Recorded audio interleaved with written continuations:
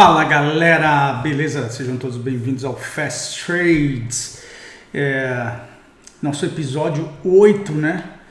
Episódio 8, nesse dia 6 de fevereiro de 2022. Sejam todos muito bem-vindos. Hoje, né, eu vou falar um pouco sobre renda fixa, renda variável e o impacto da renda fixa. E vamos falar de renda variável, né, das nossas coisas todas. Mas eu queria falar, contar algumas coisas para vocês sobre a forma como eu vejo essas questões de... Só tirar aqui que eu estava com o meu mouse num lugar meio errado, aqui, pronto. Como essas coisas de política monetária funcionam e como isso representa uma boa oportunidade para todos nós, tá bom? Então vamos lá. Sejam todos bem-vindos, meu nome é Emerson Alves, é um prazer enorme estar aqui com vocês. Então vamos começar. Hoje é um programa, uma agenda um pouquinho mais cheia, então vamos tentar ser o mais rápido possível. Então, todo mundo já sabe, né, que a taxa de juros no Brasil é fixada pelo Copom, que é o Comitê de Política Monetária, e o BC brasileiro, ele se importa com o IPCA. Então tem aí já uma deformação, tá? Não é uma deformação, não estou falando que isso é intencionalmente ruim. É que o IPCA,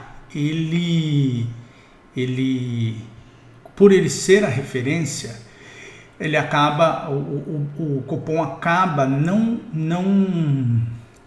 ele acaba demorando um pouco. Quer dizer, acaba demorando um pouco, pode demorar um pouco para aumentar os juros, porque o IPCA, eu já falei para vocês, o IPCA é atrasado. Ele demora para mostrar o movimento de subida da inflação e ele demora para mostrar o movimento de queda da inflação. Então isso é um problema, mas é o que a lei diz, então é o IPCA. Né? O BC tem a meta de inflação baseada no IPCA. Nesse tempo, já foram realizadas mais de 244 reuniões com o objetivo de fixar a taxa de juros, então a gente já tem um pouco de dados para olhar com distância para o que aconteceu com a taxa de juros no Brasil. Né? A gente já tem uma série histórica, até que não é tão estatisticamente relevante, tipo assim, acima de 500, acima de 1000 dados, né? Mas já dá para a gente ter uma ideia relevante do que acontece com o perfil da taxa de juros no Brasil, e aí pode orientar a tomada de decisão de vocês. A primeira reunião foi em 1996 e a gente tem uma boa série histórica, né? Então, desde então, óbvio, não é nada comparado com o de outros países, mas já está muito bom para a gente poder olhar. E nós estamos falando, porque nós estamos falando de 25 anos, certo? 1996 até hoje, são 25 anos. É um dado que ultrapassa 6 mandatos presidenciais, se a gente considerar 4 anos de mandato, certo? Vocês vão ver aí, eu faço uma comparação, vou fazer uma comparação dos períodos desde o FHC2 até o Bolsonaro, e aí a gente vai conseguir pelo menos desenhar um cenário do que está acontecendo na renda fixa, nos juros no Brasil, né? E eu acho também que se você imaginar 25 anos de tempo, é tempo relevante para qualquer carteira, certo? Então se você está fazendo uma carteira, você quer olhar, poxa, você está olhando para um horizonte de 10 anos, você está olhando para um horizonte de 20 anos, você está olhando para um horizonte de 25 anos, você tem que olhar e falar assim, poxa, o que aconteceu nos últimos 25? Certo? O que aconteceu nos últimos 25? Então acho que isso é um bom indicador. E daí eu estou quebrando o que aconteceu nos últimos 25, o que aconteceu nos últimos 10, explico por que eu faço essa quebra e vamos lá. Então, primeira coisa, né? Qual que é a média histórica da Selic desde 1996? 13,73%.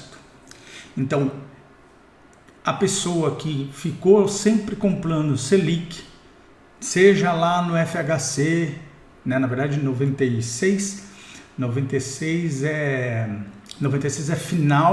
final de... FHC1, né? 96 é FHC1. Pega FHC, certo? E compra Selic sempre. Essa pessoa, na média, desde o primeiro Copom até hoje, ela ganhou na média 13,73% na média, tá joia? Então esse foi o retorno médio da Selic brasileira nos últimos 25 anos, tá bom? Então é isso que você tem que ter em mente. Então, se você está olhando para ganhar mais do que isso aqui, não vai ser na renda fixa, vocês entenderam? Sacou? Mais do que isso aqui você não vai conseguir na renda fixa, né? Renda fixa, pelo menos tesouro direto. Por quê? Porque essa foi a média dos últimos 25 anos, com períodos muito distintos. Você teve período com a taxa mínima de 1%, que é a mínima histórica do Brasil. Por quê? Por que era a mínima histórica do Brasil? Por causa da âncora cambial, certo? O real valia $1 ou 0,80, e aí ele tinha uma paridade com o dólar. Então, quando você tem paridade com o dólar, você não precisa de taxa de juros alta, certo? Então, no melhor tempo do plano real, você tinha ali a 1% a taxa de juros no Brasil, que era por causa da âncora cambial, certo? Quando acabou a âncora cambial, 1998, crise asiática, eu morava nos Estados Unidos, estava fazendo faculdade, você imagina, eu fui dormir com dólar a 1, acordei dia 11 de novembro com dólar a 2,16, 2,30, então porrada, né? Ainda mais pra minha mãe que tá pagando na faculdade. Então, tenso, né? Tenso. E aí, a maior taxa da história foi 45%. Por quê? Porque precisava fazer isso, porque tinha dinheiro fugindo do Brasil e o governo precisava pagar juros para manter esse dinheiro aqui. Então, você tem aqui, você vê, 2 episódios, né? 1% 2 anos antes, 45% 2 anos depois. Então você não pode muito que considerar esses 2 exemplos, porque se você fizer isso, você está pegando períodos que têm uma volatilidade de preço muito grande que não se repetiu depois disso. Então até nas minhas referências aqui, vocês vão ver, eu uso a partir do FHC2. O que eu gosto de usar também? Eu gosto de usar dos últimos 10 anos, certo? Por quê? Porque a gente pega o período, uma parte do período de 1 a 1, uma parte, o período de 1 a 2 inteiro, uma parte do período de 1 a 1, né, os 2 últimos anos, a gente pega 4 anos de Dilma 2 e Temer, e a gente pega 4 anos, quase 4 anos de Bolsonaro. Então, se a gente pegar esse período aqui, ó, que é essa marcação aqui que eu fiz aqui para vocês, aqui, ó, só um minuto, aqui, essa marcação aqui que eu fiz para vocês aqui, ó, isso aqui é uma boa base, certo? Então, nos últimos 10 anos, né, a taxa máxima, a Selic máxima, foi justamente no período de 1 a 1, de 1 a 2, lá no começo de 1 a 2, 14,25. Você está vendo que você não está muito longe da média, 13,73. Tá joia? Você está ali falando de 0,52 pontos percentuais para chegar no 14,25. É muito pouco. Então a média meio que te orienta mesmo. Você consegue olhar para essa média aqui histórica e falar, porra, Selic 13,73 é o preço do Brasil. Então 14,25. A mínima, 2%, que é essa mínima de agora. Ou seja, essa mínima de agora, estatisticamente, ela não tinha mesmo como se comportar. Era um evento exógeno, né? Completamente maluco, um estouro, né? E por isso mesmo, né? Ela foi rapidamente suplantada, né? Foi para fora, subiu. Então a máxima foi 14, a mínima foi 2 e a média dos últimos 10 anos é 9%. Tá joia? Give or take. Então você consegue mais ou menos estabelecer o quê? E aí eu fiz a taxa média dos 3, da máxima, da mínima e da média, né? Máxima do período, mínima do período e a média do período, que é o que a gente no trade a gente chama de typical price, né? Que é dividir o preço máximo mais o fechamento mais a mínima e dividir por 3, certo? Então esse, né, bastante indicadores usa typical price. Em vez de fechar o fechamento, em vez de pegar a máxima ou a mínima, ele pega o typical price, ele divide por 3. Ele pega fechamento, mais a máxima, mais a mínima. Aqui a gente não tem fechamento, certo? Eu estou usando a média só para a gente poder ter um número aqui. Então isso está dando em torno de 8,42, isso aqui, ó. Certo? Então, o que a gente pode dizer? A gente pode dizer que nos últimos 10 anos, quem ficou em renda fixa recebendo mais do que 8,42 fez um excelente negócio, certo? Pronto, isso é um filtro. Isso é um filtro importante. Se você olhar um custo de oportunidade, você fala, bom, meu custo de oportunidade é 8,42 no mínimo, né? 8,42, porque esse tem sido, nos últimos 10 anos, a taxa média mesmo da Selic no Brasil. Então, poxa, e a partir disso, né, o retorno vale a pena, né? E eu também sei que os limites de preço poxa, quem pegou no Dilma 1, entrou em renda fixa, pré-fixada em 14%, poxa, teve 10 anos de muita alegria, certo? Que é o que eu acho que vocês devem fazer agora, que é o que eu vou falar daqui a pouquinho.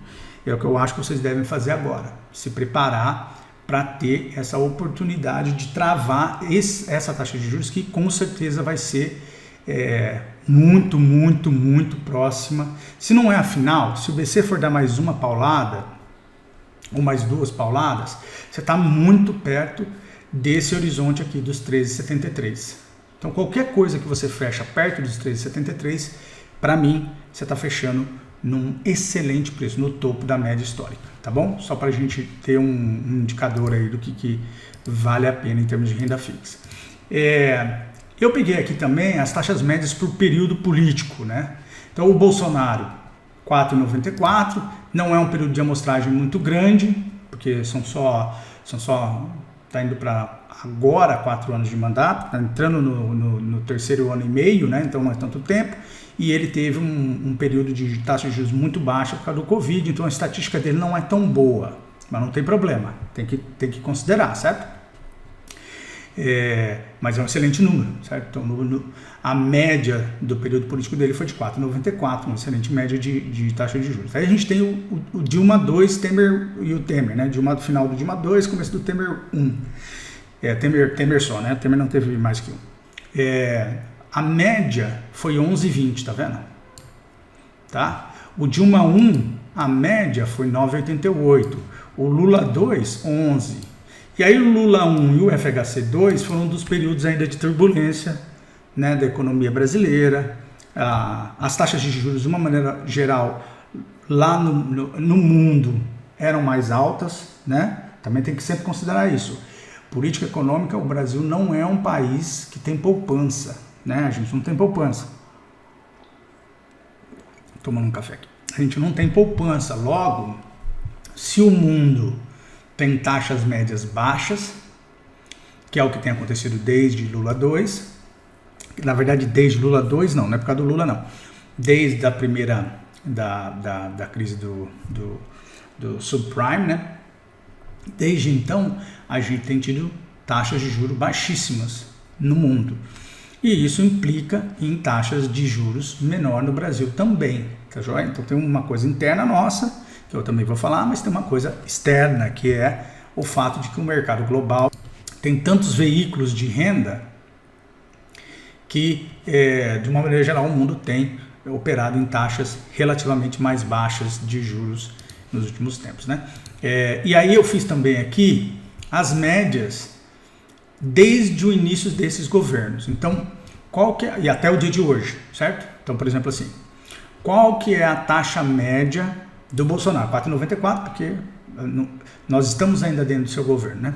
Mas se a gente pegar desde o Dilma 2 até hoje, certo? Desde o dia 1º, acho que é 1º de janeiro de 2015, né? Acho que foi.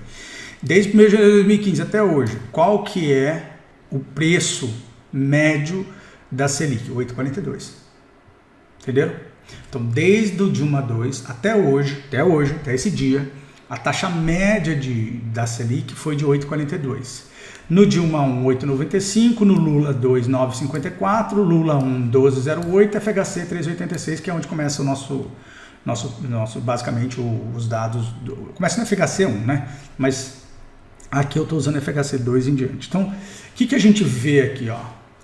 Que você tem você tem uma tendência histórica do quê? De queda, né? Entendeu? Então, do FHC para o Lula, caiu. Do Lula 1 para o Lula 2, caiu.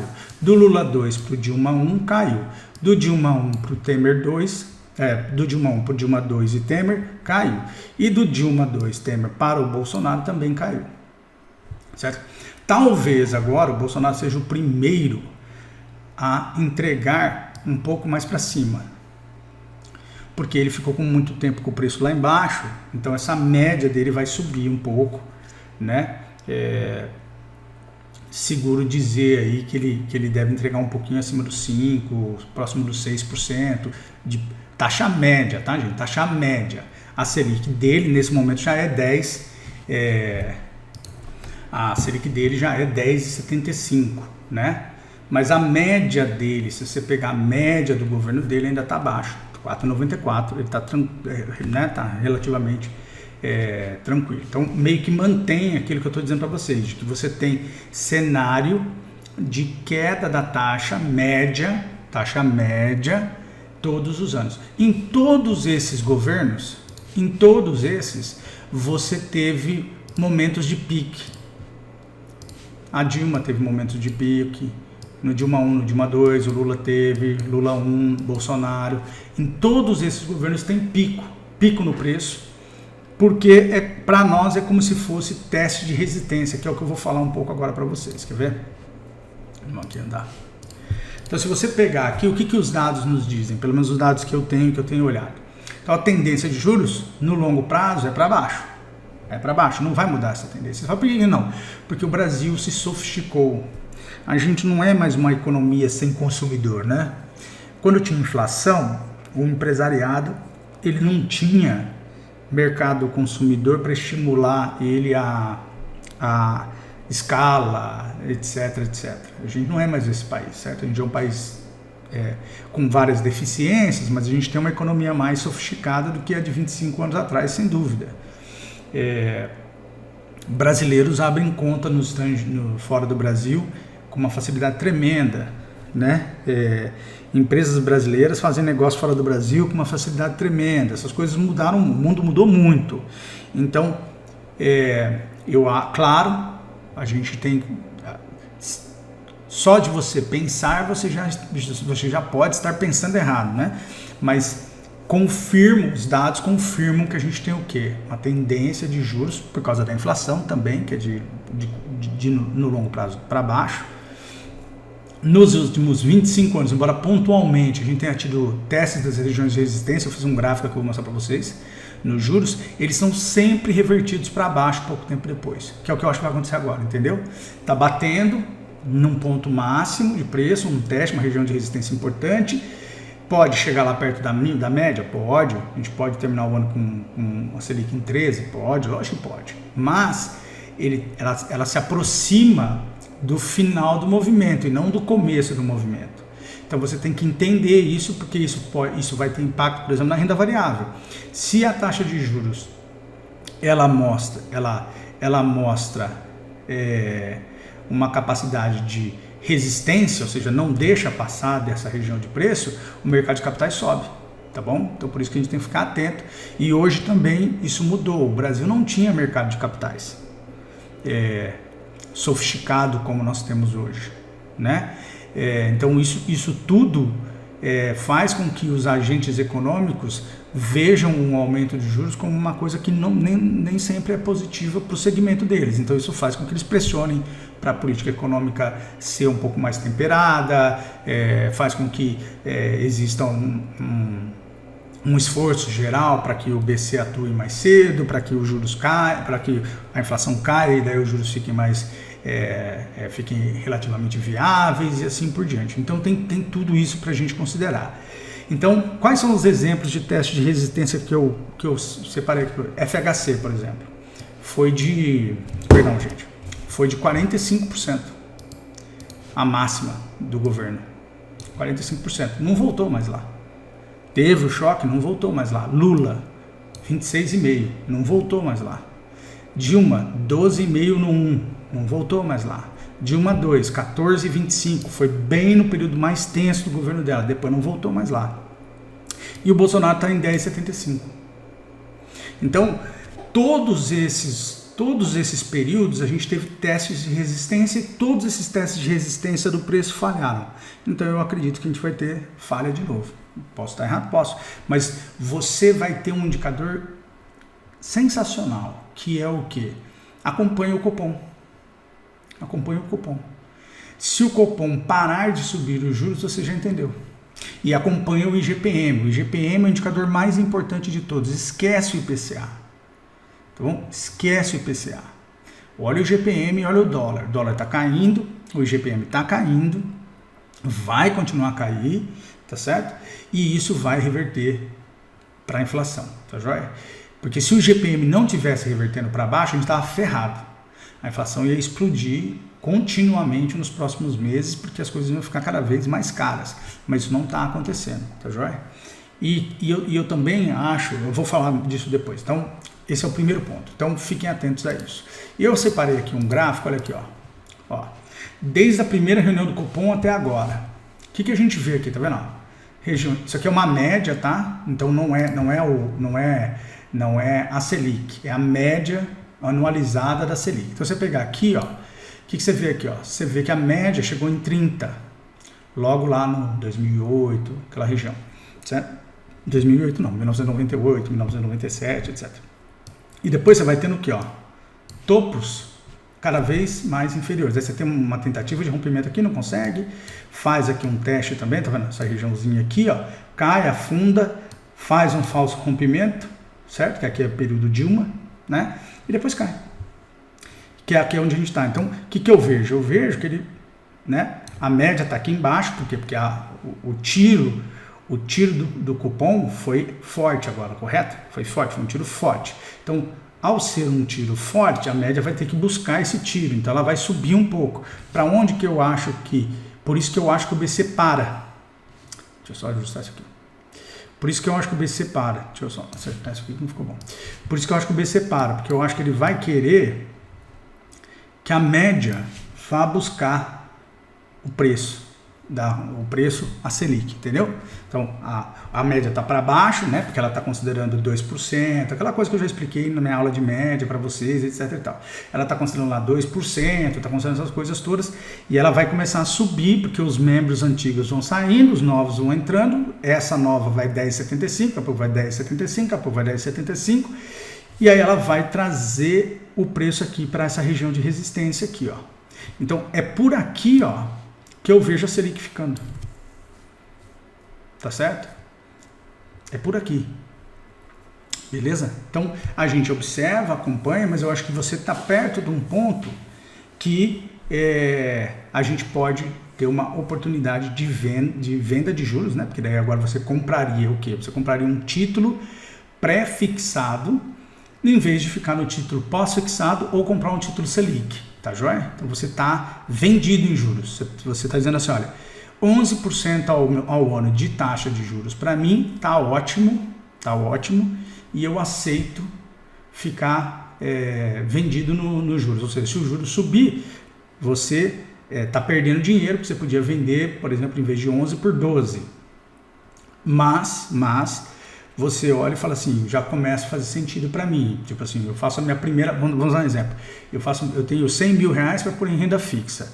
Eu faço a primeira compra no próximo Copom, depois do próximo Copom, depois eu faço a segunda compra no outro Copom, depois eu faço a outra compra no outro Copom. Tipo assim, nos próximos 5 Copons eu vou me organizando para fazer compra. Se eu perceber que os juros vai subir muito, eu não faço mais compras, só fiz as primeiras 2 compras e aguardo. Certo? É isso, é bem simplesinho, tá joia? Se não ficou claro, vocês escrevem no comentário, eu explico depois melhor. Mas eu vou continuar avançando aqui para a gente poder falar disso. Então, qual que é a oportunidade que eu vejo? Eu acho que você pode começar a fazer uma estratégia de renda fixa, mudando de títulos pós-fixados para pré-fixados, né? Então, aguardar a próxima reunião do Copom para acompanhar se vai haver uma nova alta ou se a Selic vai ficar estável. Você deseja que ela fique estável, você e eu. Certo? A gente quer que ela fique estável, sempre importante. A gente quer que ela fique estável. Por quê? Porque se ela ficar estável, quer dizer que o BC não vai subir mais ela e o BC vai esperar a média fazer efeito. por uma questão de modelo matemático. Eu não tenho acesso ao modelo do BC, mas todo modelo matemático busca o quê? Busca o retorno à média. Então, pode não ser assim ipsilitris, mas o BC vai, no modelo matemático dele, em algum momento ele vai buscar uma média. Então, ele vai parar de subir em algum momento. E aí tem a sua oportunidade de você fazer as suas operações com renda fixa. Tá joia? Beleza? Então, se você ficar estável, você está vendendo a taxa de juros mais alta dos últimos tempos, mais alta dos últimos 10 anos, certo? E próximo, né, de uma região muito importante de resistência dos juros, como eu disse, tá joia? Eu acho que tem essa oportunidade aí, tá joia? A pergunta da galera: quais ativos? Eu gosto muito do Tesouro Direto. Gosto muito do Tesouro Direto. Sei que tem banco oferecendo negócios. Acho que você pode fazer uma estratégia de renda fixa dividida em tesouro e banco, você que escolhe, mas é sempre importante saber o seguinte: o governo brasileiro nunca vai te dar calote. Nunca. Eu prefiro ser credor do governo brasileiro do que ser credor de banco privado. Aí você fala assim, por quê? Porque o banco não quer ser credor de outro banco, não. O banco quer ser credor do governo brasileiro. Certo? Banco gosta de fazer as estratégias dele. O Itaú, o Bradesco sobrevivem da dívida do governo brasileiro. Não é eles que sobrevivem, são os cotistas, os correntistas como eu e você. Mas vocês entenderam o que eu estou dizendo. Então, se você, com todo respeito, se você vai brigar e vai sair do Tesouro Direto para ir para um banco privado por causa de 1 ponto percentual a mais, meio ponto percentual a mais, você está fazendo besteira. Não tem razão para fazer isso, porque o risco não paga. Você vai falar, não, mas tem o fundo garantidor de crédito. Tem um limite por CPF e a coisa não funciona assim automaticamente. Não, leva tempo, você vai ficar lá numa fila, dependendo da situação. Então, cuidado, tá joia? Eu acho que toda carteira de renda fixa que se preza tem que ter Tesouro Direto. Tá joia? Tem que ter Tesouro Direto. E dependendo da situação, se o risco não valer a pena, por que você vai ter CDB de banco, CDI de banco, se eu posso travar um pagador garantido como o governo brasileiro por 10 anos?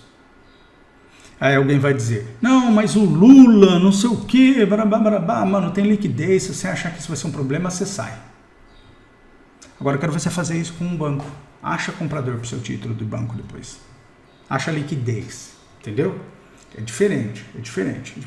E o Tesouro Brasileiro nunca vai dar calote em brasileiro, porque politicamente é suicídio e economicamente é a morte do cara. Vai ser empichado, vai ter problema. Isso não existe, tá bom, gente? Quer dizer, não é que não existe, é um risco baixo. A gente tem que mudar do Brasil se isso acontecer. Tá joia?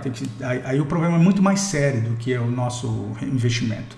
É que aqui foi pro saco mesmo, ainda temos que pegar um barquinho e fugir para a África, porque estamos ferrados, beleza? Então é isso. Então eu acho que quem está pensando em investimento tem aí os títulos do Tesouro com vencimento de 4, 5 e até 9 anos, tem um 2031 que estão pagando 11% ao ano. Ficar atento só à questão de pagamento de cupom, né? Tem uns que pagam cupom semestral, não é muito bom, porque o cupom semestral você paga 20% de imposto de renda, certo? Acho que é 20%, não estou muito certo, mas acho que é 20%. Nesses que você fica mais tempo, você só paga o imposto de renda no resgate do título lá na frente e paga 15% acima de 720 dias. Então esses de longo prazo aqui são uma boa, e isso, para vocês terem uma ideia, 100 mil reais hoje viram 283 mil em 10 anos, a 11%, tá? Com um pagamento de imposto de renda só no resgate, dependendo do título, dependendo do que for, certo? Então assim, é um excelente momento para você pensar em fazer esse tipo de investimento, tá? E o que isso quer dizer para renda variável, né? Para renda variável, eu vejo oportunidade, certo? Eu vejo oportunidade e para isso, né? Deixa eu só ajustar aqui. Para isso, é ficar de olho no DI futuro, tá joia? Então vocês todos aí que me seguem aqui, essa minha cachorra latindo, Pablita no fundo, ficar de olho no DI futuro, e claro, tudo que eu falei da Selic, etc e tal, porque eu acho que a nossa bolsa tem movimento, né? Se não for agora, esse ano, um ano de forte movimento, a gente pode ter um ano de forte movimento pós-eleição. Muita gente falando sobre política, etc e tal, mas a questão é assim, primeiro a eleição não aconteceu ainda, então deixa as coisas rolarem. E eu acredito que hoje o cenário que a gente tem é Lula, Bolsonaro, Ciro, Moro, certo? Esses são os quatro, né? Eu acho que é muito cedo para cantar a vitória do Lula, embora ele hoje seja favorito. Eu acho que é muito cedo dizer que o Bolsonaro está completamente fora do segundo turno, porque ele tem a máquina na mão, e isso tem peso, isso é importante, tem relevância. E eu ficaria especialmente atento ao Ciro. O Moro eu quero ver, o Moro eu quero acompanhar com mais calma. A rejeição do Moro me assusta. Eu vi a pesquisa da Genial. As pessoas que conhecem o Moro, sabem que ele é candidato e não votam nele, é muito grande para um cara que acabou de se lançar na política. Ele tinha que ter rejeição muito baixa para poder capitalizar, porque ele vai se expor a partir de agora, e quando você vai se expondo, mais seus defeitos vão ficando aparentes, né? E aí esses seus defeitos, eu falo de uma maneira geral, se fosse você que está me assistindo pela primeira vez, se você for candidato a alguma coisa, você começa limpinho e você termina meio sujinho, porque vão falar que você come de boca aberta, que você acelera o carro e passa no radar, entendeu? Então, tipo assim, ninguém sai de uma campanha política do mesmo jeito que entrou, sai sempre mais sujo, no sentido de que você não tem mais a áurea de uma pessoa corretíssima, 100%, que sempre vai ter alguém que não gosta de você, sempre vai ter alguém que vai achar que você é corrupto, sempre vai ter alguém que achando que você faz cagada, e assim por diante. Então, me preocupa um pouco, o Moro já está... Me preocupa sim, eu não tenho posição política, não estou nem aí para o Moro, nem para o Ciro, nem para o Bolsonaro, nem para o Lula, mas eu estou explicando que a viabilidade dele, para mim, fica um pouquinho limitada por causa dessa questão da rejeição, para mim é muito alta para quem nunca foi candidato a nada. E o Ciro pode ser a surpresa. Por quê? Porque o Ciro, se ele for para o segundo turno contra o Lula, ele cria um problema para o Lula. E se ele for para o segundo turno contra o Bolsonaro, ele cria um problema para o Bolsonaro. Porque a esquerda votaria no Ciro tranquilamente contra o Bolsonaro, e o Lula teria dificuldade de enfrentar o Ciro, porque ele não dá para ele dizer para o Ciro que o Ciro não tem um posicionamento de esquerda, que ele não tem um posicionamento progressista, etc, etc, etc. Então, muito cedo ainda, tem muita coisa para rolar. O que a gente tem os cenários estão se desenhando, e eu acho que o mercado, na minha opinião, já conhece os quatro. O mercado já conhece os quatro. O mercado já está tranquilo com o cenário eleitoral, eu acho. Né? Posso estar errado, mas eu acho que o cenário é muito previsível, né? O Lula é previsível. O Bolsonaro, um monte de gente que não gosta dele, mas é fácil desenhar um cenário do que vai ser o governo do Bolsonaro.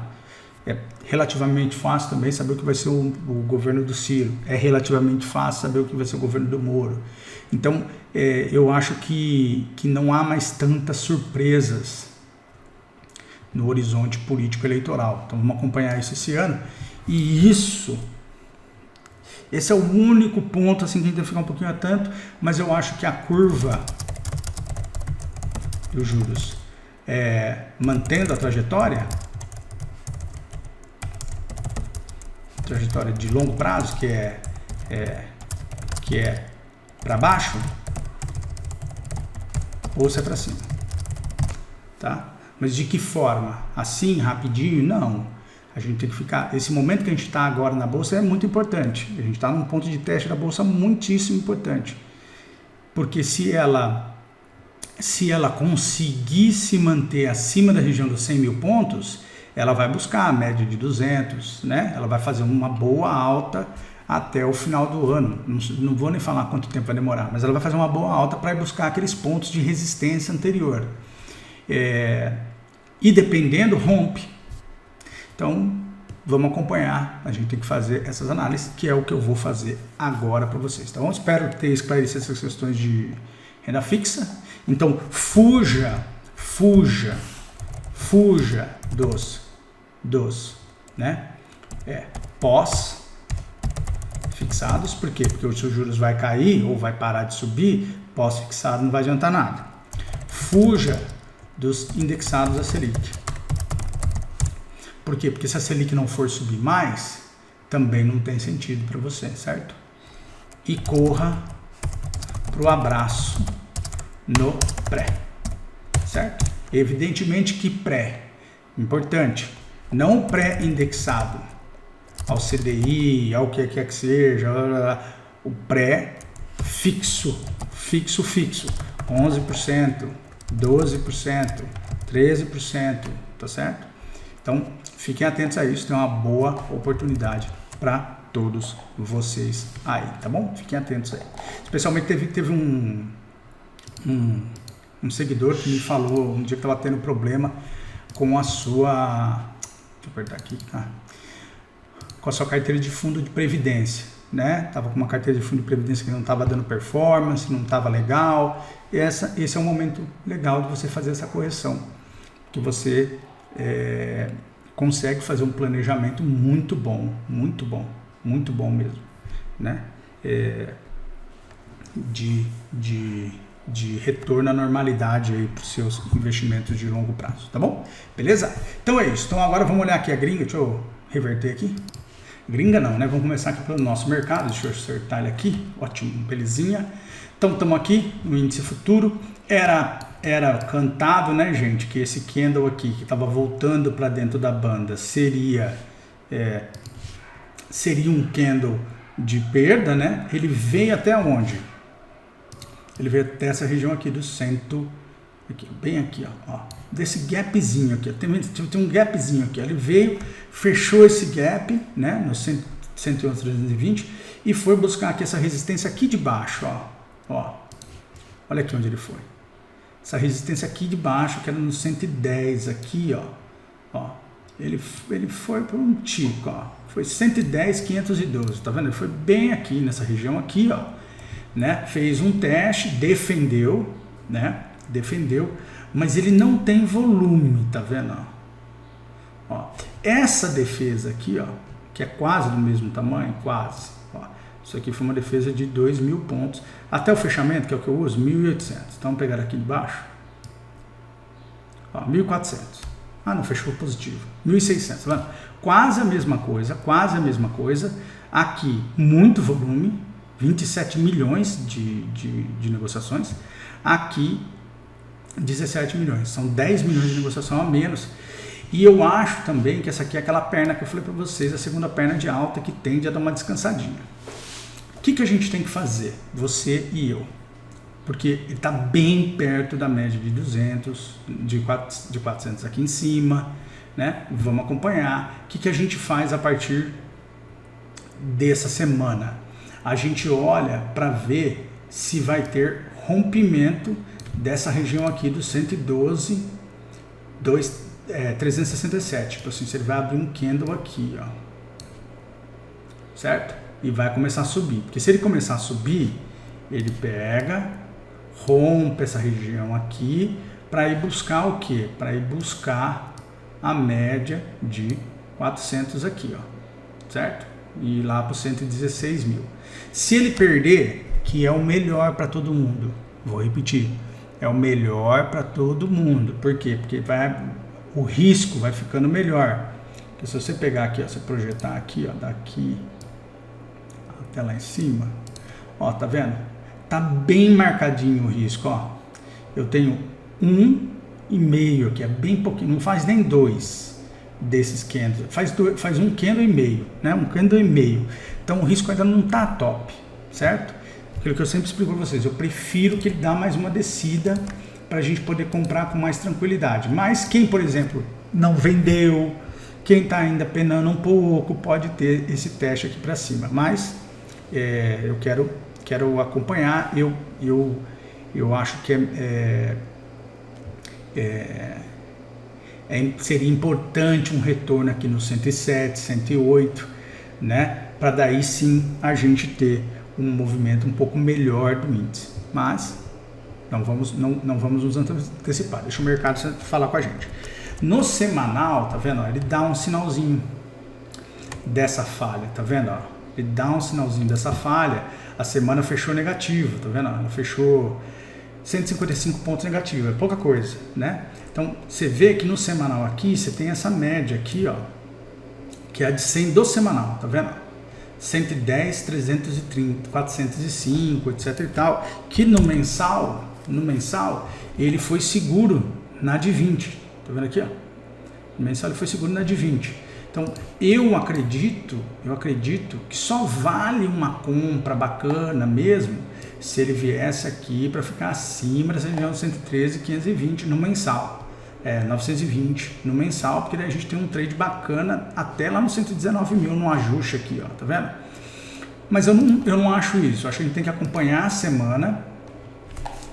semana para a gente de repente ver se esse candle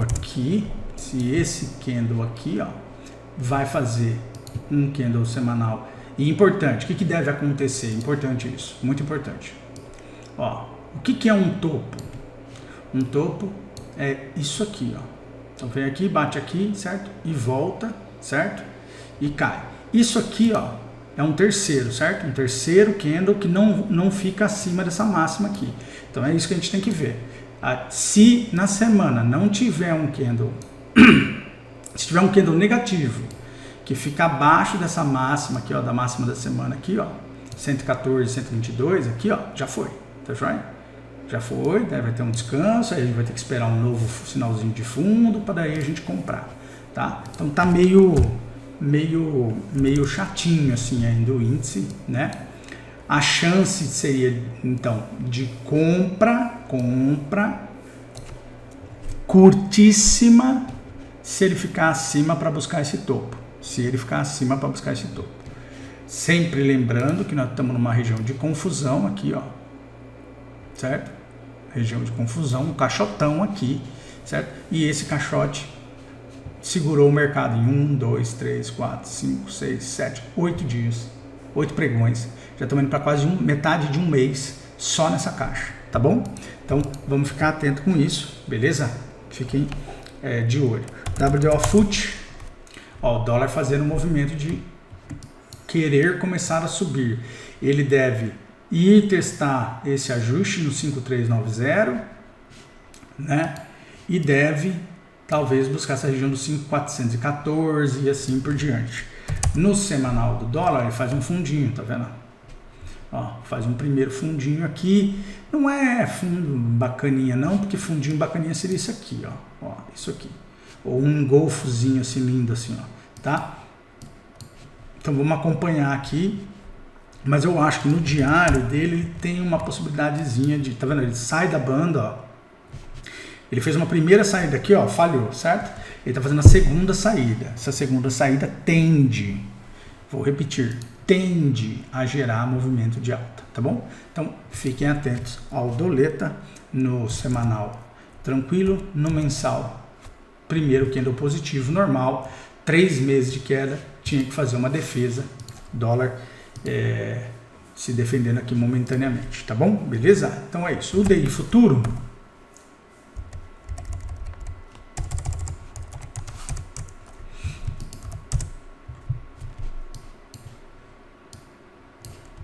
olha o que eu falei para vocês. Opa, por que sumiu aqui minha...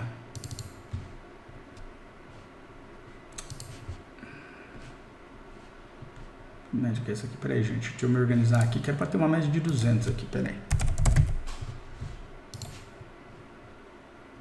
Só um minutinho.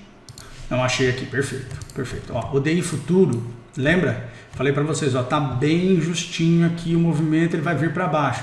Olha a porrada. Olha a porrada.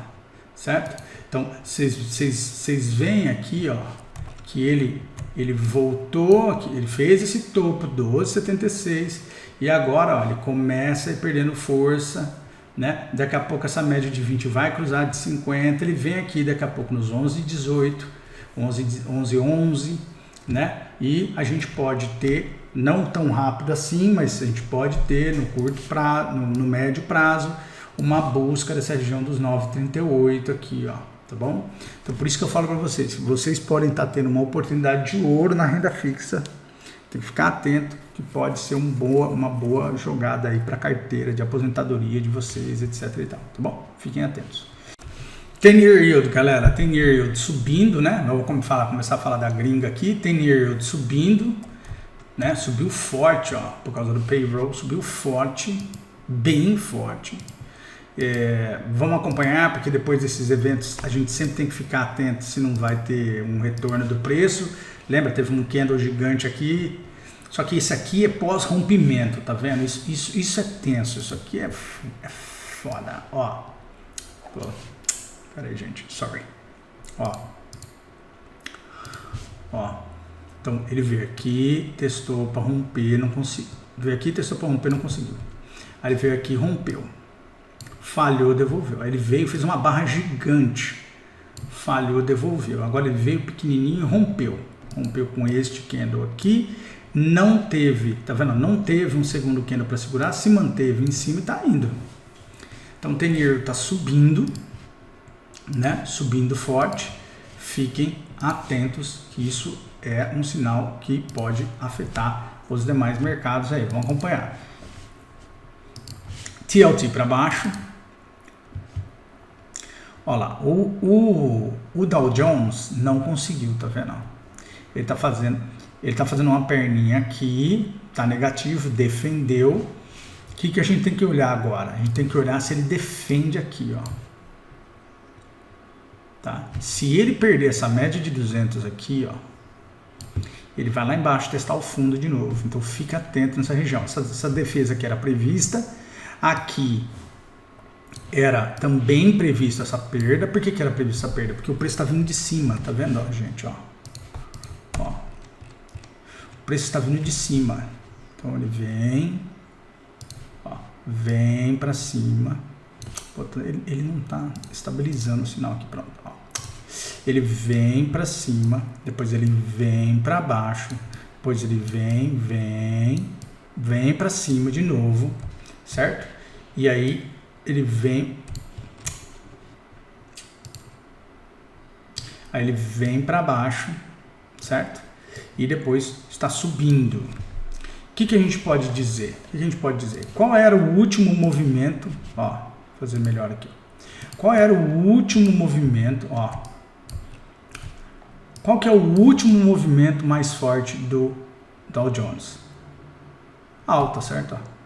Alta, certo? Alta. Toda vez que ele rompe, ele está rompendo cada vez menos. Tá vendo? Ó, toda vez que ele rompe cada vez menos. Daqui veio para cá, rompeu isso aqui. Aí ele veio aqui, bateu para baixo, bateu para cá, já não conseguiu romper. Aí aqui ele faz um rompimento. Esse rompimento aqui é de que tamanho? Ó? Não é menor do que esse rompimento anterior? É. Então o que a gente diz? Que o preço está vindo não de baixo para cima, ele está vindo de cima para baixo. Então esses testes da média tendem a falhar, tá joia? Tendem a falhar. Então vamos acompanhar esse movimento aqui com atenção amanhã, tá bom? No mercado, daqui a pouco, né, na abertura do mercado futuro. Aqui também, SP500, mesma coisa. O SP ainda pode vir aqui, ó. Pode vir aqui, dar essa batidinha aqui, ó. Nos 46.600, tá bom? Fica no 46, né? 4.600. Fiquem atentos aí a essa região, mas também é isso. Tá vindo de cima. É um movimento que os novos topos estão sendo oportunidades de venda e não oportunidades de rompimento, entendeu? Então, cada vez menores de novo, ó. Rompeu, né? Rompeu, vem para cá. Pronto. Quanto que rompeu depois? rompeu só isso aqui. Olha que pequenininho, tá vendo? Quanto que rompia antes, ó? Veio aqui, ó. Veio aqui, rompeu, né? Certo? Vinha daqui de baixo, fez assim, veio aqui, rompeu. Rompeu daqui até aqui, ó. Aí veio de novo, veio romper. Rompeu, não rompeu, rompeu aqui. Aqui nesse cantinho aqui, ó. Subiu até quanto? Olha quanto subiu. Subiu forte, tá vendo? Aqui, isso não aconteceu. Nesse topo aqui, isso não aconteceu. Foi muito pequeno esse rompimento. Então, para mim, quando eu vejo esses rompimentos falhando e sendo cada vez menores, quer dizer que a fase de compra se encerra, né? Você fez compra aqui, que nem eu falei que era para fazer por cada média de 200, perfeito, porque tem a questão dos algoritmos que eu falei, mas não dá para se empolgar, né? Vamos acompanhar, porque agora é movimento de baixa. Vamos acompanhar esses testes aqui, durante a semana nós vamos entender. Se a gente pegar o semanal da gringa, olha aqui, ó a falha aqui, ó, tá vendo? Ó, é um candle de falha já no movimento de reversão. É uma defesa e ele está falhando, tá bom? Beleza? Nasdaq, mesma coisa, ó, muito claro, ó. Para aqui na média de 9, aqui, ó, tá vendo? Devolve e fica abaixo da média de 50. Então, vamos acompanhar, né? No diário da Nasdaq, ele fica até um pouquinho mais bonitinho. E você pode até ter a oportunidade, de repente, de se houver essa defesa aqui mesmo, dele buscar aqui 15.725. Ou ir buscar essa região aqui, ó, de resistência aqui, ó, onde ele já foi, na verdade, né? Poderia ter um pouquinho mais aqui. Mas também tem que tomar cuidado, tá bom? Ontem foi sexta-feira foi dia de payroll, tem que tomar cuidado. Mas no semanal, perdão, vocês já viram ali que o cenário tá claramente duvidoso, né? O euro-dólar subiu, né? A gente falou sobre essas compras aqui, ó. Quem fez, parabéns, né? Na média de 50 dos 60 minutos. Não precisou ir lá embaixo, tá vendo? Não pegou no stop e foi. Parabéns, tá indo lá para romper a média de 1000 aqui, eu tô achando. Vai tocar nela primeiro, tá? Aqui você pode fazer uma parcial no 15.088, tá perfeito, faz a parcial e aguarda. Dólar index caindo. Bitcoin batendo, subindo, mas vai vir aqui, ó. Tá? Vai vir aqui nessa média de 50 aqui, ó. É isso, né? Média de 50 aqui. Isso. Vai bater na média de 50 aqui, onde você faz uma parcial. Pode até acontecer dele querer vir aqui, ó. Ó, aqui. Nessa caixinha aqui em cima, aqui, ó. Mas eu faria minha parcial aqui na média de 50, tá bom? Beleza? Ethereum também subindo. Tinha subido, bateu aqui, devolveu, fez um pivôzinho de alta. Quem comprou, parabéns. Para ir testar aqui também a média de 50 aqui nos 32,45. Petróleo não quer cair, certo? Petróleo não quer cair. Opa. Petróleo não quer cair, por enquanto, nada a fazer. O bicho tá com a tocha, hein? O bicho tá com a tocha. Pinta de que vai buscar o 100, hein? Pinta de que vai buscar o 100. Vamos dar uma olhada aqui. Encontrou aqui uma resistência aqui, né? Essa região aqui dos 93 encontrou resistência. Mas tá movimento forte o petróleo, hein? Sem dó, hein? Petróleo sem dó, fazendo rompimento em cima de rompimento. Descansa, mas depois sobe com força, né? Então, vamos acompanhar. Ouro no diário.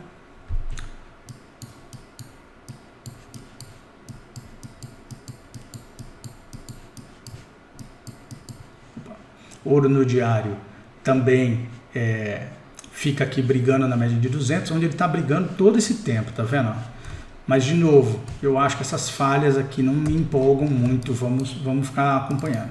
Minério de ferro bateu lá em cima, continua nessa região, nada para fazer por enquanto. Você que está em certos ativos, vá fazendo suas parciais aí, tá bom? EWZ bate, ó, tá vendo? Bateu na média de 9. Ele está se segurando aqui, ó, tá? Então, aqui a gente tem que olhar porque o EWZ tem segurado a nossa bolsa, né? Ele negou perder aqui a média de 400, está se mantendo aqui em cima da média de 9 eu não me surpreenderia não, tem que ficar atento, viu galera? Da gente ter um movimento de alta aqui. Vamos acompanhar, não vamos tentar antecipar, porque aqui a média de 200 aqui é forte, né? Ele já tinha rompido de 400, vamos acompanhar um pouquinho, já deu uma esticada boa, tá vendo? Desde o cruzamento aqui, ó, subiu sem parar, né? Pode ser que ele queira dar uma descansada aqui para vir buscar pelo menos a de 20 aqui, para depois continuar a subida, mas eu não me surpreenderia da gente ver o EWZ e buscar daqui a pouco o 32,82 ali da média de 1.000 e daí sim a gente descobrir o que acontece com o preço depois disso, tipo assim, se vai ser uma tendência para a gente pegar vários trades de longo prazo, porque se romper é trade de longuíssimo prazo, ou se ele dá uma descansada, tá? Fica de olho no EWZ, galera. China, iShares, nada para fazer, e Emerging Markets dando uma rebatidazinha aqui. Então é isso, beleza, galera? O vídeo ficou longo, né? Porque falar de renda fixa, falar disso tudo leva um tempinho, mas espero que eu tenha ajudado vocês. Eu vou aguardar a semana. Tem alguns ativos, né, que a gente falou da última vez, Rail, etc e tal, que só acompanhar o sinal, se der sinal azul, compra, né? Fica de olho nesses ativos. E na quarta-feira eu volto, se eu tiver alguma leitura de papéis, alguma coisa que eu acho que pode se movimentar, eu dou um toque aqui para vocês, tá bom? Fui, valeu, sempre um prazer estar aqui com vocês, uma boa semana para todos. Volto na quarta-feira e claro, amanhã jornalzinho no final do dia. Fui, valeu, tchau, tchau.